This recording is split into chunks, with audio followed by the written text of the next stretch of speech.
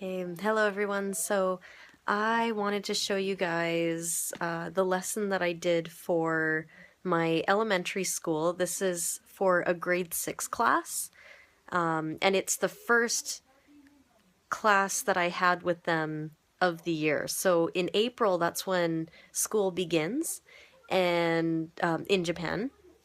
And so this was like uh, the first time I got to see the grade 6 students like fresh into the year, which was really, really cool. So, anyways, basically, how it looked was I came into the classroom and I was like, oh, isashiburi, which means, oh, it's been a long time. And then the kids are like, oh, yes, yes. And then I say, okay, let's start. Let's have fun with English. So let's start. And I got everyone to stand up and then do their greeting. So I'd say, good morning, everyone. And then they would say, good morning, Jessica Sensei. And then I would say, how are you? And they would say, I'm sleepy, I'm happy, I'm whatever, right? And then when the students are done, I'd say, okay, good, now please sit. And so they'd sit down. And then I told them, because it's been a while since I introduced myself, I will introduce myself again. So I started with my name card. I made a name card, Jessica, and I put this at the very front of the class, so just kind of set it on the chalkboard ledge. And then right after that, I ask them, where am I from? Where? And of course they'd say Canada. So then I show this flag and I'm like, yeah, Canada, woo. And then I have some laminated photos that I brought from Canada that I was going to use originally for my introduction lesson class, but I ended up not using them because I realized that PowerPoint was better. So anyways, I show them some pictures to introduce myself again. So this is a maple leaf from Canada. It's the same leaf on the Canada flag. So I got to show them that. And then I've got the Rocky Mountains there, they can see. I've got poutine. They can, I'll tell them it's fried potato, cheese, and meat sauce. And then I've got my house in Calgary. And I showed them my 2 cats, my lovely kittens. And my job back in Canada was a janitor. So before coming to Japan, I was a cleaner. And then I show them this car. This is my old 1999 Pontiac Sunfire car that I had to sell before coming. But I just tell them that this is my car, just something for them to know. And then I show them this picture. This is actually my dad's car. So he got it from a friend of his, and it is like, it's amazing, and we call it the banana car. So anyways, after reintroducing myself with the students, so it kind of gives them a refresher of who I am, I go right into making name cards. So I actually, this is like a thicker kind of construction paper, and I cut out maybe smaller sizes than this, and then I give it to each student and I tell them to make their name card in Romaji and only their first name. And it was actually pretty successful. So what happened was I handed all the students their papers to write their name on, and any students that looked like they were a little bit like they weren't doing anything, or they were confused, or they just said, I don't understand, I'd sit down next to them and I'd say, okay, my name is Jessica, and I'd show them my name card, and then I would ask, what's your name? And then they would say it really quiet, and then I'd repeat it, and they'd be like, oh, more confident, they would say it again, and I'd say, okay, let's try. So then we'd work together and we would write their name down on their name card, first in pencil, and then they can mark it in black marker so it's easier to read.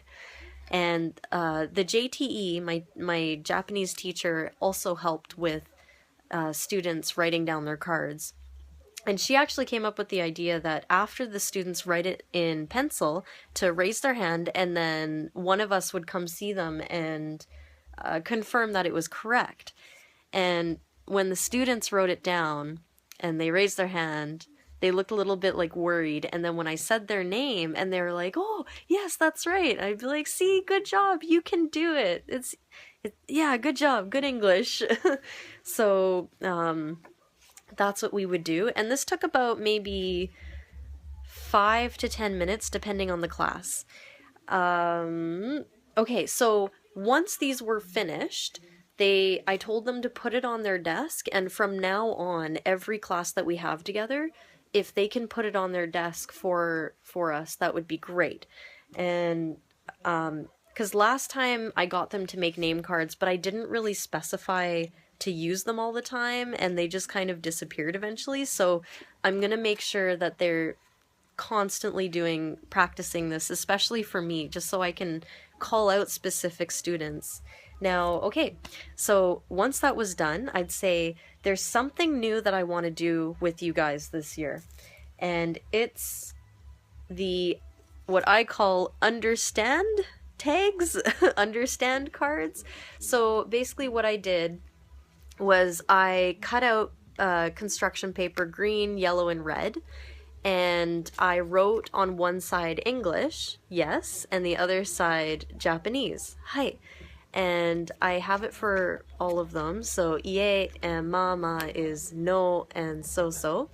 And what I told the students they can use these for, because I made a bunch of them. There's like a whole bag here full of them. Enough for each student in every class that I teach. So what I'll do is I'll explain a lesson or a game or something or whatever, or an activity or a game, and I'll ask, "Wakarimasu ka? Do you understand?" And the students can use these to like go like this, and I can see, because some students are very shy to speak, right? So they can do this, and then if I find a student who has a green card, I might ask them to explain it to the students who have the red cards what the activity is, and then that way they're practicing their English as well, or they're it helps. So I use these cards today, and they seem to work really well, which is great. It's interesting to see who actually understands me and who doesn't. So this way I know how to change my English in the classroom. Like, if most students are red, I'll know definitely use simpler English, easier explanation kind of thing. But anyways, okay, so that's this. These are the "Do you understand" cards. They're on a keyring. I bought the keyring from a dollar store. They're super, super cheap, which is really, really helpful. So, okay, once I talked about those, that new addition to my classes, I said, okay, let's play a game. So the game that I played in the classes I had today, the first one is no, I changed it. I didn't play that game. What was it? Fruits Basket. Okay, Fruits Basket. So for Fruits Basket, what we did was I had students, I'm just going to bring over my board here so you guys can see. Okay, so I had students sit in a circle. So their desks were moved to the side, and then okay, so everybody has a chair minus one student, and that one student is standing in the middle. And this student here would say a simple English sentence, such as, "I like pizza." So if any students here liked pizza, they would get up and they have to change seats. So all the time, there's always going to be a student in the center, and 99.9% of the time, it's a new student in the center there, which is good. You don't want it to be like the same student over and over again. But basically, so this student would say, a very simplistic kind of message or whatever. And so yeah, what this game is called is Fruits Basket. You can probably look up how to play it online, because there's a million different ways to play it.